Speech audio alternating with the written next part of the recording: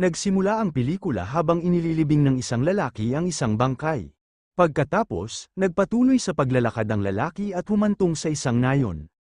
Kinausap nito ang isang matandang lalaki na nag-aatubili kung kilala niya ang panauhin. Tinitigan niya ang bagong dating sa kabiglang sumigaw ng James. Kumalat agad sa nayon na dumating ang alam nilang matagal nang napatay sa digmaan na si James. Gulat man ang karamihan, masaya sila at nagbalik ang isa nilang kalugar. Nang may parating din ang balita sa kanyang asawang si Marie, nag-ayos ito ng sarili at kahit ang naitabi nitong litrato ni James ay kanyang ibinalik kung saan nakalagay dati. Sa muling pagkikita ng mag-asawa, nababakas sa isa't isa ang hindi maipaliwanag na damdamin. Nagkaroon ng kasayahan ang buong nayon sa pagbabalik ng sundalo. Nanibago naman ang kanyang mga kaibigan sa biglang pagbabago ni James. Naging mabait na siya, hindi katulad dati na mainitin ang kanyang ulo. Kahit ang mga Negro ay kanya nang kinakausap, na dati ay itinuturing niya silang alipin lamang. Sa bahay ng mag-asawang James at Marie, muling nag-apoy ang matagal nang nanlalamig na kanilang mga damdamin. Sa isip ni Marie ay may pagtataka pero, dahil sa paglalambing ng asawa ay isinantabi ang anumang alalahanin sa kanyang isip. Si Olin na manliligaw ni Marie ay hindi masaya sa pagbabalik ni James. Kinausap nito si Marie at ipinaalala ang kanilang usapan. Humingi naman ng paumanhin ang babae, sinabi niyang hindi niya sinadyang saktan ang damdamin ng lalaki pero, alam naman niyang asawa pa rin niya ang nagbabalik na sundalo. Kinausap din ito si James at sinabing kailangan niya ang kaparte niya sa kanilang lupa. Siya ang naging katulungan ni Marie sa pag-aasikaso sa kanilang lupain sa ilang taon na kawalan niya.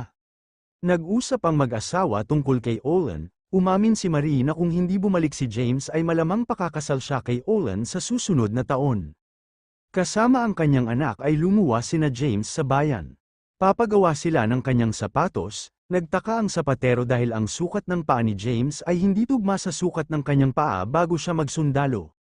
Bago pa magtanong uli ang sapatero ay umalis sina James. Pinasyalan niya ang kanilang malawak na lupain at nakitang malaki pa ang hindi nasasaka. Pati ang kanilang kulungan ng mga hayop ay hindi maayos. Nagkaroon siya ng idea at pinulong ang mga tao kasama na ang mga itim na alipin.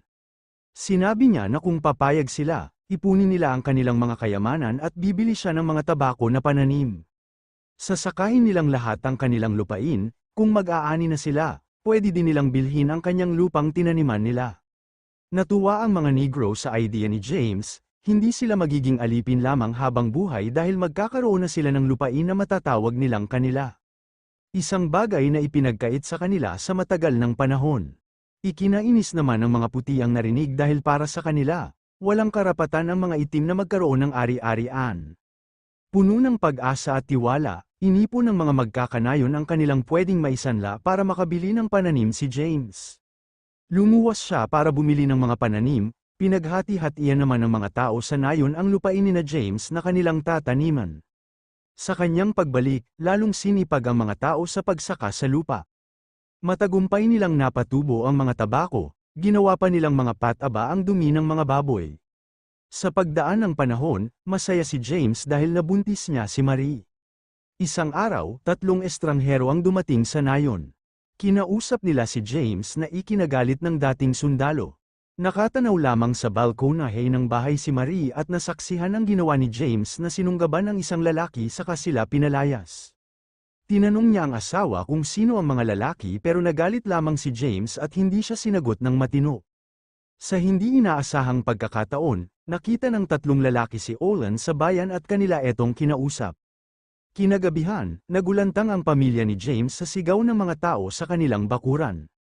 Lumabas siya at nakita ang mga nakamaskarang mga lalaki na dala-dala nila ang sugatang si Joseph, ang leader ng mga Negro.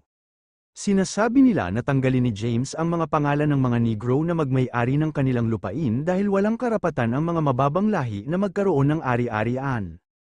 Hindi pumayag si James, sinabi niyang ang bawat tao, anumang kulay ay pare-pareho na may karapatang mabuhay at magkaroon ng ari-arian.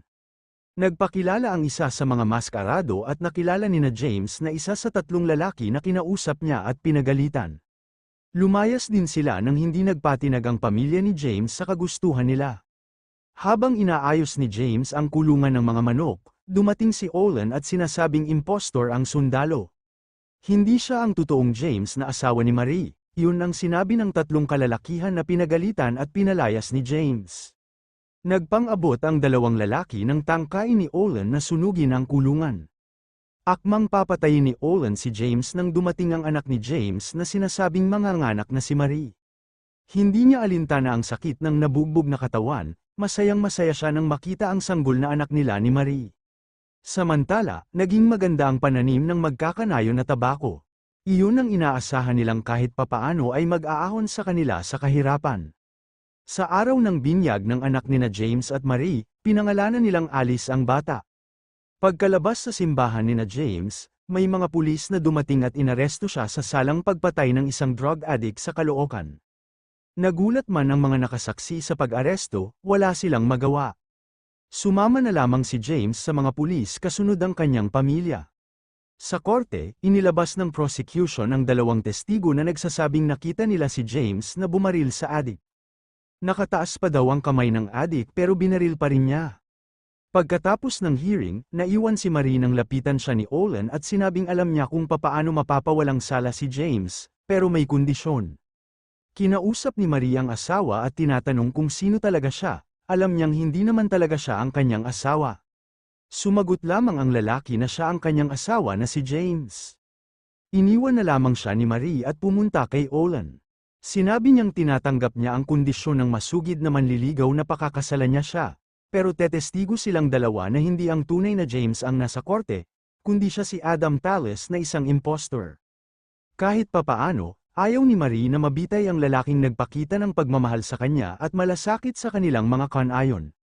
Bilang panig ng depensa, tumstigo si Marie at sinabing ang nasa korte na inaakusahan nila ng pagpatay ay hindi ang kanyang asawang si James kundi isa lamang na impostor.